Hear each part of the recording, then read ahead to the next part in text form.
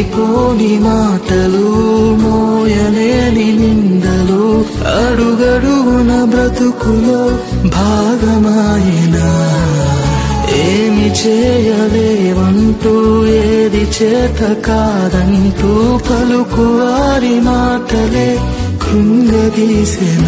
నమ్ముము యేసును,